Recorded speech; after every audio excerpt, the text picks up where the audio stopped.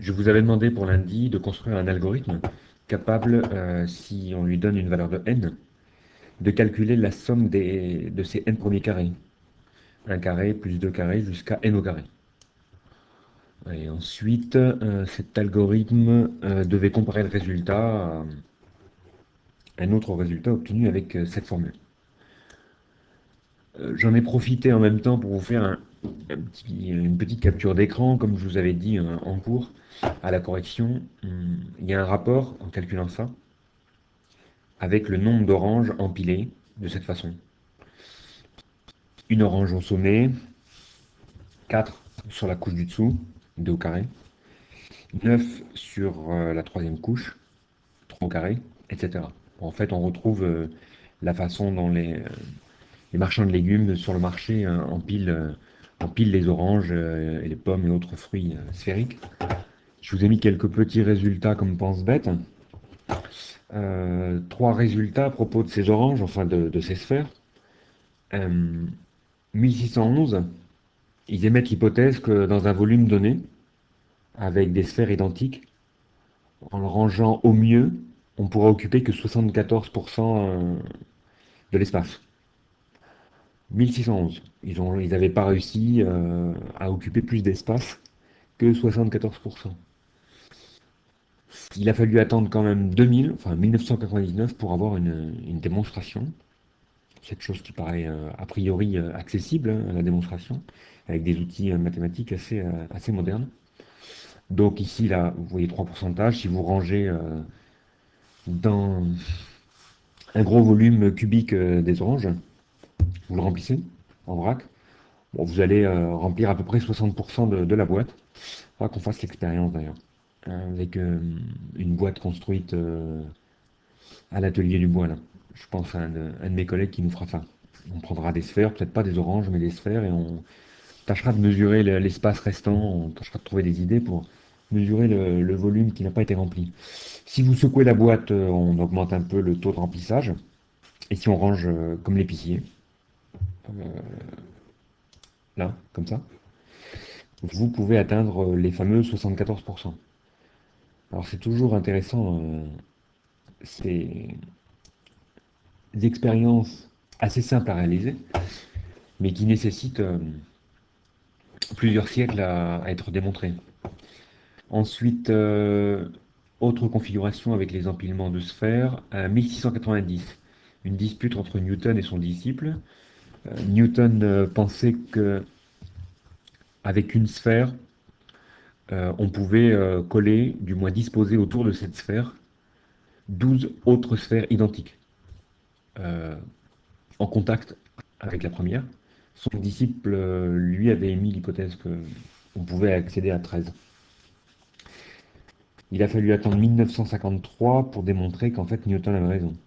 Qu'avec une sphère, on pouvait disposer autour de celle-ci que 12 autres sphères identiques en contact. Voilà. Autre souci avec les sphères, cette fois-ci, si on prend trois sphères, comment les disposer pour avoir le maximum de contacts? Si vous en prenez 4, pareil, 5, et en fait jusqu'à 11, on a su démontrer le nombre de contacts. Alors, je n'ai pas le résultat ici, on essaiera peut-être de voir ça dans d'autres revues. C'est-à-dire que jusqu'à 11 sphères, on sait dire euh, comment les disposer en grappes et quelles grappes pour avoir le nombre de contacts maximum. 12, on ne sait pas, mais il semblerait qu'une réponse arrive bientôt. Et à partir de 13, on ne sait absolument pas prédire combien on peut mettre, combien on peut faire de contacts maximum. Bon voilà, des petites récréations autour des oranges qui ont des applications quand même en physique, dans la matière, en chimie, et dans la simulation des avalanches dans des gros aquariums en plexi, avec des pans inclinés et des sortes de farines qui simulent les différentes avalanches de montagne.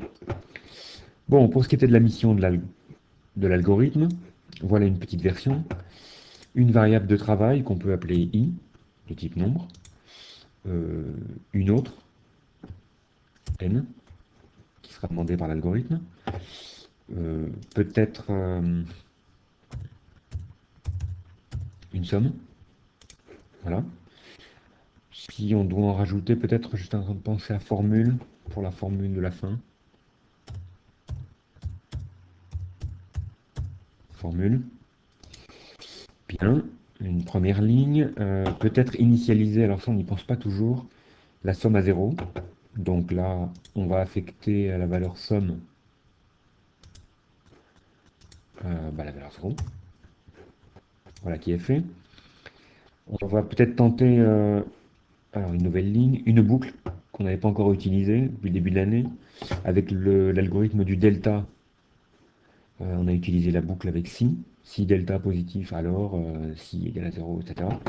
On pourrait essayer d'utiliser le pour, sachant que nous, on sait combien de tours on va faire, puisqu'on va donner une valeur de n. Donc à ce moment-là, pour i allant de 1 à n, oui, si je peux. Voilà. Donc pour i allant de 1 à n, on va faire des choses. J'étais en train de m'apercevoir que je vais intercaler une ligne. J'ai oublié de demander que l'algorithme nous demande la valeur de n. Voilà. Donc lire n, l'algorithme nous demande la valeur de n. Une fois qu'il l'a en mémoire, il peut faire n tours. Pour i allant de 1 à n, on va peut-être affecter la valeur somme. Voilà. D'une part, la valeur qu'elle avait dedans, plus, alors c'est i au carré. Donc c'est i qui va prendre toutes les valeurs de 1 à n. Au premier tour, i est égal à 1, on lui affecte 1 au carré. Deuxième tour, i va être égal à 2, on va lui affecter donc 2 au carré. Donc ça peut être intéressant de mettre i au carré ici. Alors on fait attention, on a une puissance ici, x puissance n, donc i puissance 2, voilà. Donc la somme prend la valeur somme plus i au carré. On ne touche pas à i, il va être incrémenté, c'est-à-dire 1 va lui être ajouté à chaque tour. Donc là, normalement, à la fin de n, somme à la bonne valeur. Éventuellement, afficher message. Message de la somme, un petit espace, égal, petit espace, et puis une nouvelle ligne. Une fois que ce message sera affiché, on va lui demander d'afficher vraiment la variable somme. Voilà. Un petit retour à la ligne pour pas que ça s'enchaîne sur la même ligne. Je pense que la formule, parce qu'on avait une mission au début à la fin de l'algo aussi, c'est de comparer cette formule n, n plus 1, 2n plus 1 sur 6. Donc ça, on pourrait le mettre dans formule, affecter valeur à variable. Donc à formule, lui faire calculer, euh,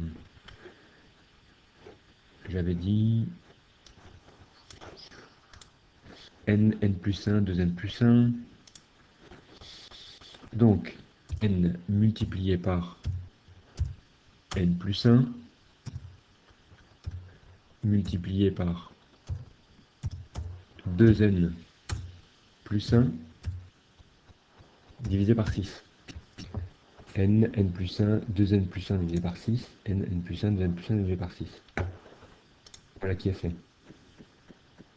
Alors, OK. Et puis une nouvelle ligne, et on peut lui demander d'afficher le message. Formule égale un espace, une nouvelle ligne, et enfin, après le message, d'afficher vraiment la variable formule avec un retour à la ligne. Voilà. Est-ce qu'on n'a rien oublié? On peut essayer de faire tourner l'algorithme, et si ça ne marche pas, on fera des petites modifications. On le lance, on lui demande pour n égale 5. Donc la somme de 1 carré plus 2 carrés plus 3 carrés plus 4 carrés plus 5 au carré fait 55, et la formule nous donne aussi 55. faut peut-être essayer plus ambitieux. 10, 385. Bon, tout ça semble bien fonctionner. Pour n égale 100, jusqu'à 100 au carré, 338 350. Voilà. Je ne sais pas si on peut voir les limites, atteindre les limites de l'algorithme. Bon, avec des 10 puissance 14 pour n égale 100 000. Voilà. Un exemple d'algorithme qui utilise la boucle pour. Alors, c'est pas un hasard, hein, si le résultat avec de la somme et formule, si ces résultats sont égaux, on démontrera cette formule-là de différentes façons. On pourrait déjà, vous avez un exercice sur le livre dans les exos autour des 100 et quelques, qui propose une démonstration et on retrouvera une autre démonstration aussi en terminale dans le chapitre des suites avec une méthode par récurrence. Voilà, c'est tout ce que j'avais à dire pour ce petit algorithme. Voilà, à vendredi.